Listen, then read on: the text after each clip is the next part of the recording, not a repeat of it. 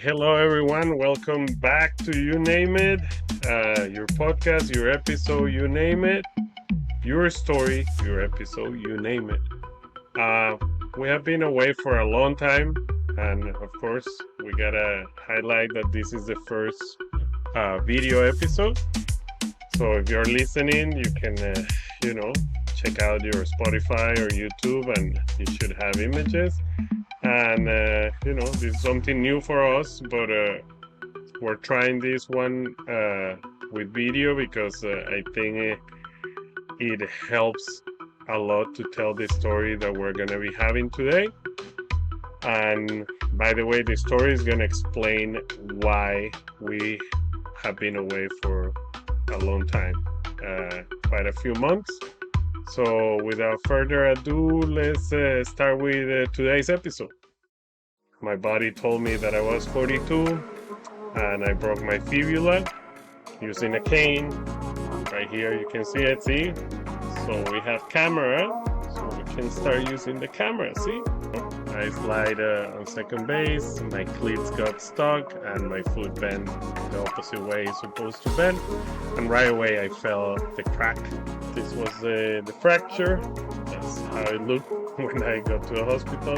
Important things or meaningful things, you're gonna work so hard that you're not gonna even realize when they happen. This is for you to start relying in other people, to ask for help.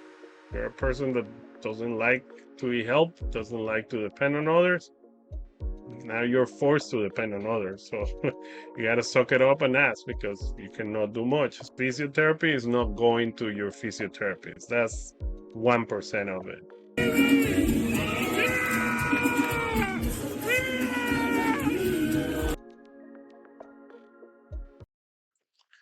And remember, this episode is brought to you thanks to our partners in Finance Talks 123, a consulting firm that looks to add to your knowledge and subtract to the ambiguity about financial matters. We offer trainings for individuals and for groups in areas like accounting, budget management, effective presentations, and more. You can contact us on Instagram at Finance Talks 123 or email us at finance.talks.123@gmail.com. Understanding finance can be as easy as 123.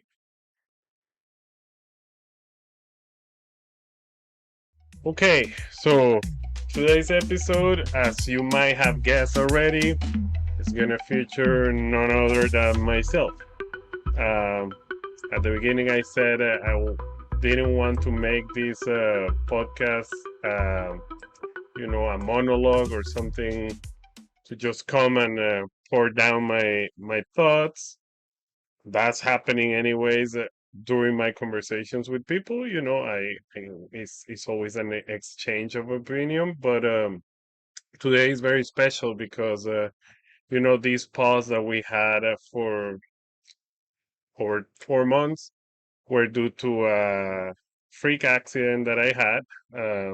As you might have guessed in the intro, I broke my leg on May 14th.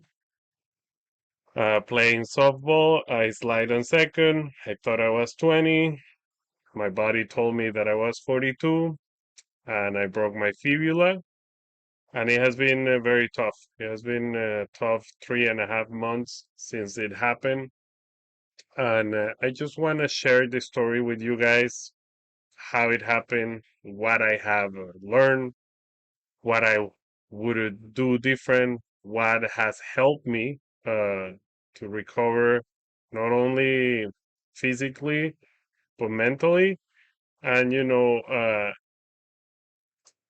different than what many believe or many would do in this case. I'm not recording this in the other side of the bridge, like after I overcame the whole thing. I'm in the middle of it. As I said, it has been 3.5 months. I'm still doing my physiotherapy, my rehabilitation.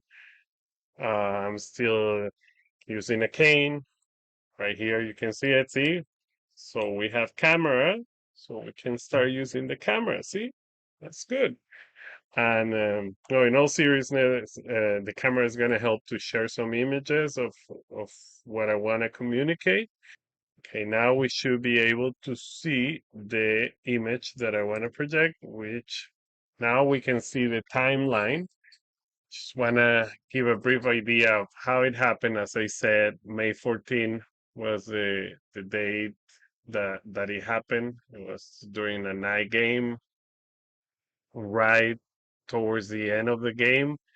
And, I slide on second base, my cleats got stuck, and my foot bent the opposite way it's supposed to bend. And right away, I felt the crack. Um, right away, I can start telling you the things that you shouldn't do, because one of them was something that I did. I drove myself to the emergency room. I drove myself to a hospital. I drove for an hour uh, with a right broken leg, so stepping on the gas or on the brake was very painful. It was crazy. I should have called an ambulance. So first tip, if you guys want to take any tips, don't drive yourself. You can figure out the car and all that the next day, but you put yourself in danger and other in dangers. By that, I was relying a lot on the cruise control of my car, but it still was painful and was very risky. Anyways, so that's May 14. Uh, in the first week, it was so crazy. I went to a hospital. Met my brother here at my house, and he went with me to the hospital. Not trying to put any shade on Canadian health system, but just speaking about my experience. Hospitals here, they look nice and all that, but the wait times are crazy and the human touch is lacking a little bit. So, after a few hours in there with a very broken leg, and you'll see the images right after this timeline. Um, I was just simply told, hey, you have a clean fracture of your fibula, your season is done. You're looking at least a year of recovery, just like that, and they put a cast on me. They send a referral for the orthopedic surgeon to assess if the surgery was needed or they would let it heal. And that was that. I went back home. A couple of days after I saw the orthopedic surgeon, and he said, "Well, the good news is it didn't display, so we're gonna let it, heal by itself. So we don't it's not that invasive that we go and cut in." So that's when I started to, you know, do my research and ask around. I was very nervous that, letting it heal by itself was going to be good or not good. But in the meantime, I even didn't have time to worry too much because within the first week, my leg started to get extremely hot and I started to feel some liquid coming out of the cast and it was very itchy. And then when I went for the emergency room, I developed an infection for the material they use. You'll see the pictures too. But yeah, I mean, what I mean, the pictures. I think we can see it here. Give me one sec, because I think it's important to include it while we talk. So, okay, if you see on the screen, this was the fracture. That's how it looked when I got to the hospital. This is a broken fibula. This is how it looked a couple of days after. You can see the bruising went all over my leg. And then the complications I'm mentioning started to happen. I developed these blisters, a rash, my skin was peeling off, so it was quite the quite the complications, and it made the first few weeks extremely hard. Not that they weren't hard enough with the pain and the limitations. When I talk about limitations, you gotta pay attention to these two bars at the bottom. No weight bearing for the first 6 weeks at all, even with the cast. So keep in mind, this is my right leg. I couldn't do much. Going to the bathroom was an adventure. Um, you know, taking a shower was an adventure. Walking was an adventure. I was mostly in a wheelchair or laying down. I never stopped working, and people might think that's a negative thing. For me, it shows how good working from home could be, because even in tragedies like this, you can still work. And also, I needed to stay busy. Like I was spending too much of my time researching about the fracture, researching about what's coming up, researching about recovery, similar stories. So I needed to do some things for myself, and that's the second tip.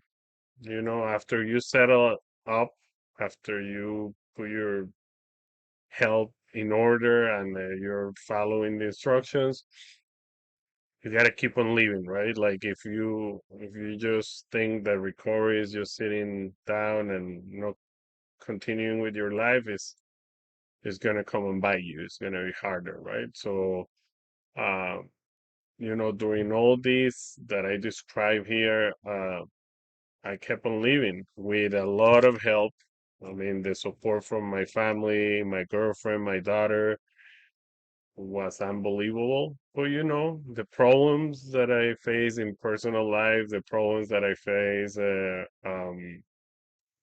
work-wise, they never went away, and it was part of the day to day. It was just learning how to live, from a wheelchair, pretty much, attending to my daughter's soccer games in a wheelchair, getting my parents to drive me or to drive my daughter, um, relying on my girlfriend to give me bath, to help me moving around, to cure my wounds, to clean my wounds. It was a big process. And you can pause it now that we have video and you can see the timeline. But basically, I'm right now in week 15, more or less 16. And as I said, at week 10, you start to see the light at the end of the tunnel, when you start to resume certain activities like walking, but you don't walk right away.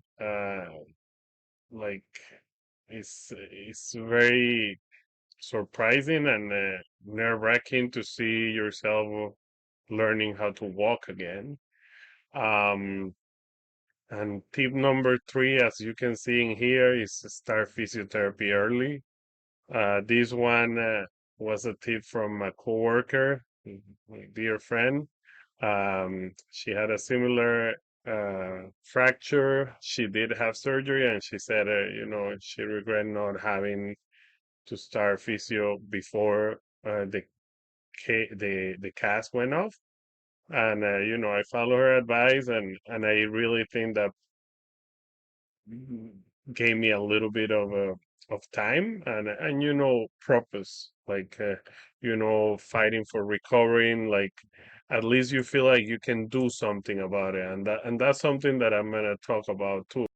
This experience taught me, or reinforced on me, the fact that you cannot expect results overnight.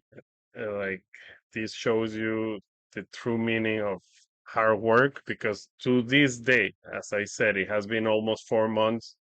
I haven't missed a beat on rehab or physiotherapy since week 4. So I've been doing physiotherapy for over 10, 12 weeks. I haven't missed one day. I haven't missed one exercise. When I'm fatigued, when I'm tired, when I'm depressed, and you know that the lesson to be learned is, yeah, what we try to communicate to our kids. Things don't happen overnight. Things don't happen just by magic.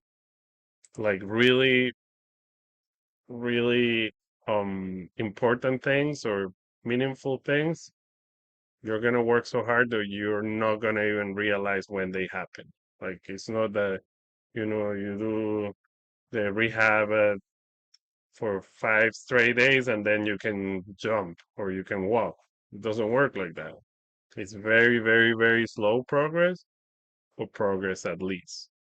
Um, Now, I wanted to just mention, and along the way, I'll share more pictures, taking advantage of having the image, but mention a few things that, besides those three tips that I mentioned, a few things that um, really work so far, and a few things that haven't worked so far.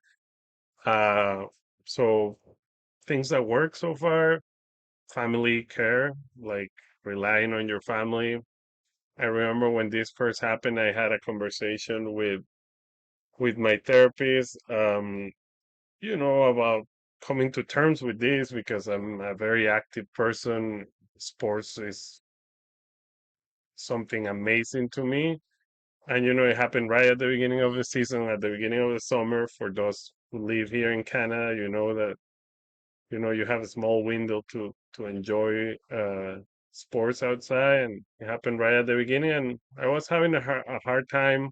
I mean, I understood, like, it happened because it happened and you have to face it. That's it. But one thing is, like, not to look for a meaning for it, but since you're dealing with it, take advantage of the position that you are at and try to come up with something to learn from it or to get better.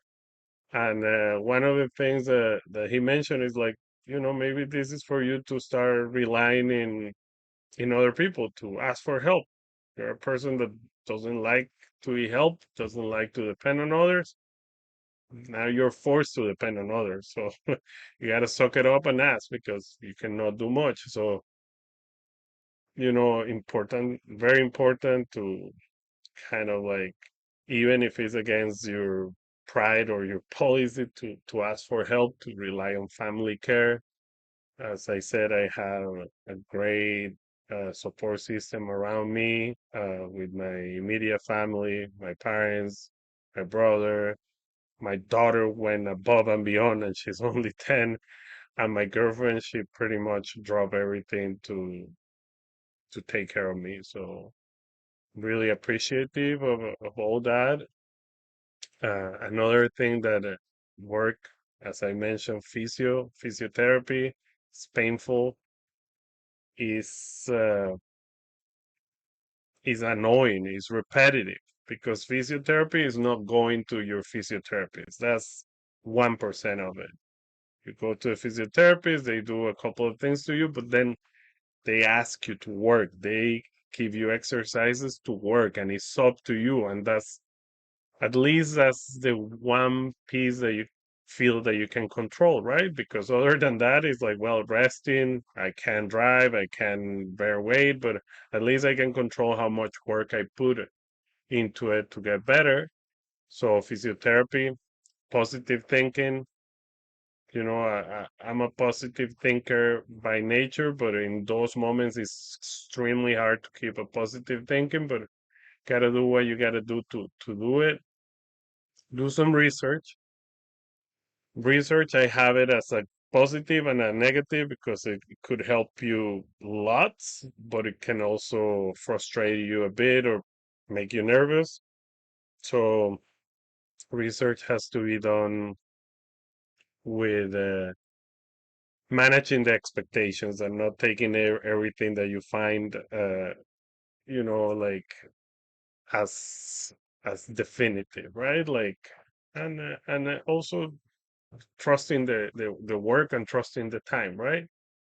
Talking to people with similar experiences or listening to people with similar experiences also help because it gives you that. hope that, there is light at the end of the tunnel, and doing things. As I said, don't stop living your life. I was working.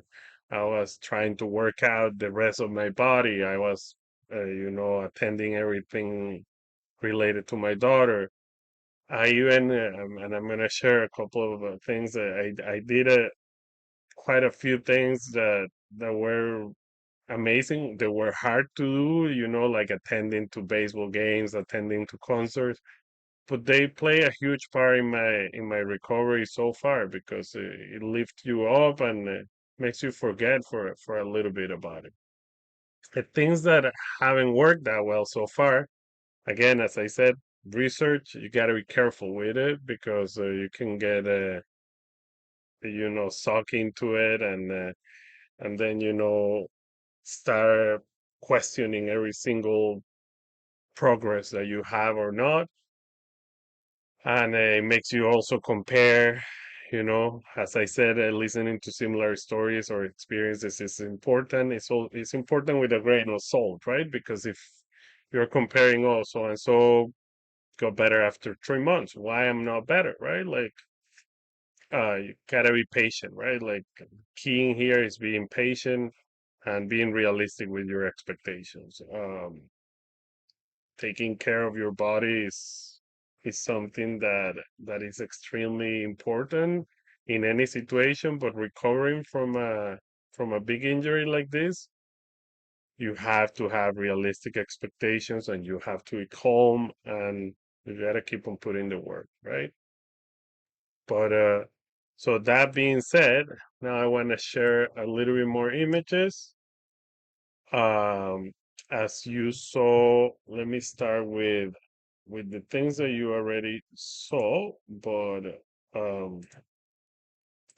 here, this is not it. This is it.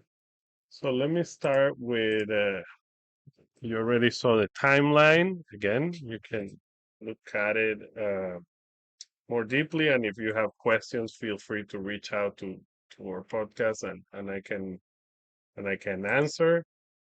You saw the fracture.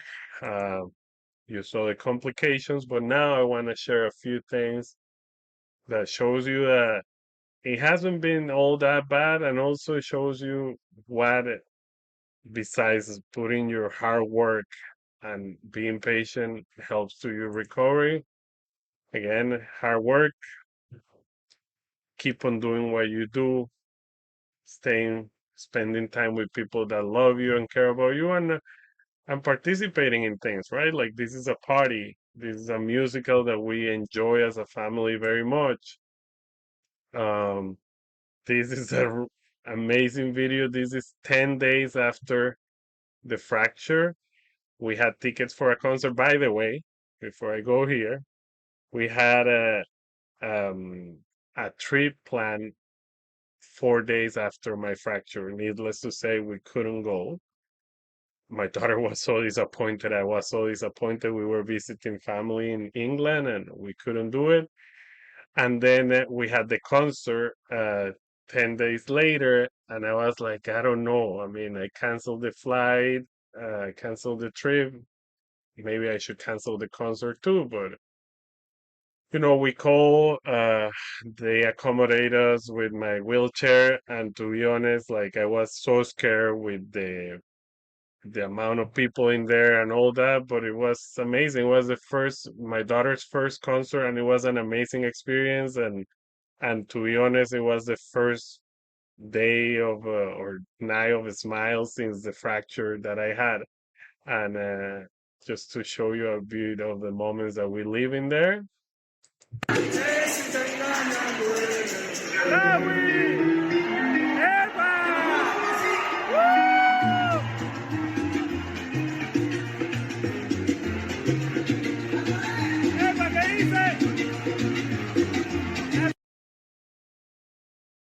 Amazing, amazing. I get goosebumps from seeing that.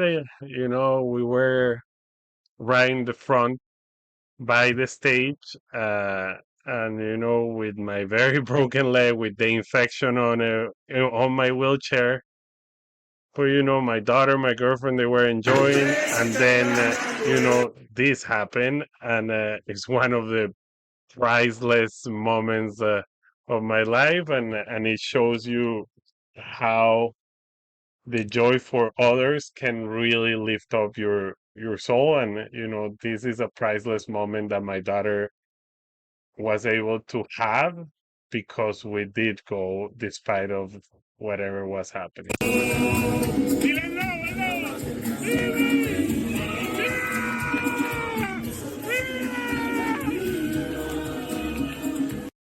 That's my daughter's favorite band, and she got uh, to shake hands with him in her first concert during her favorite song.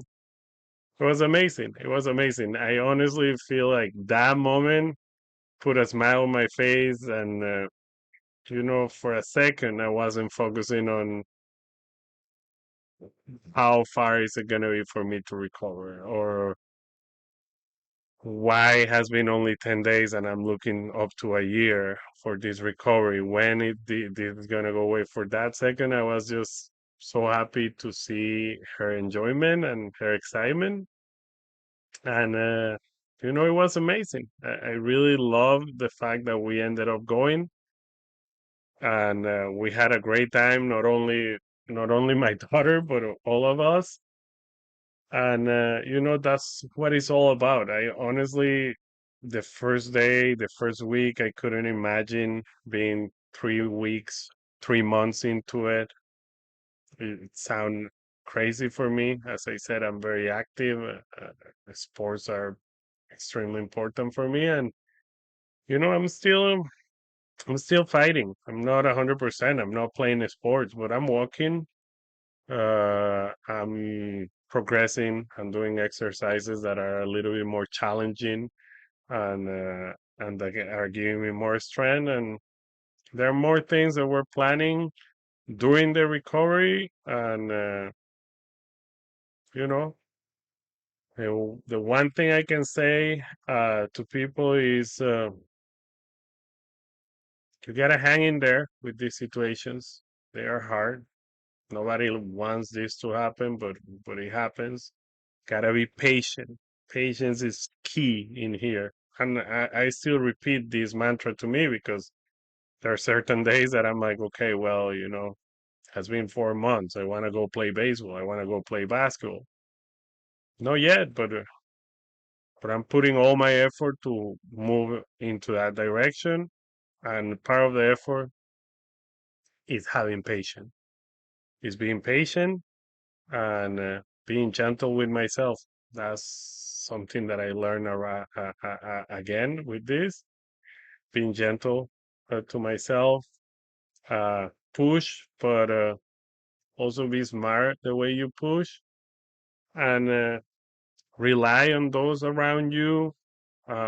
Be grateful for those around you, and this teaches you that when you take care of people, when you are there for people, they will be there for you, right? So just want to give it, just want to give everyone an update to the test of this new format with the video podcast. Share the images, share the experience, and I'm pretty sure in a few months we'll do a touch base, and hopefully I can do some jumping jacks in front of you, or have a video of me running or something. But we're getting there, and no matter what you're going through, you're getting there too. Like patient, hard work, and you know, be gentle with yourself, but never stop trying. That's the message, right? So with that, I'm gonna say cut. Oh, sorry, I almost forget. I almost forgot my own format. Because now that we have audio, video, it doesn't mean that the format changes. It's your story, your episode, you name it. So person have to name it at the end. So how can I name this episode? Let's see. I would say learning a lot from a broken leg. I think that could be it. So until next time, remember, this is your podcast, your episode, you name it. Follow us on Instagram, email us at podcastyounameit@gmail.com. And if you have any question, reach out. I would be happy to share any experience with anybody, to have a conversation with anybody. And share this, recommend it, follow us on Instagram, share it, listen to it, enjoy, and I'll see you around. Maybe I'll see you running around very soon. Coming soon is the Running Me. See you guys. Have a great one. Bye.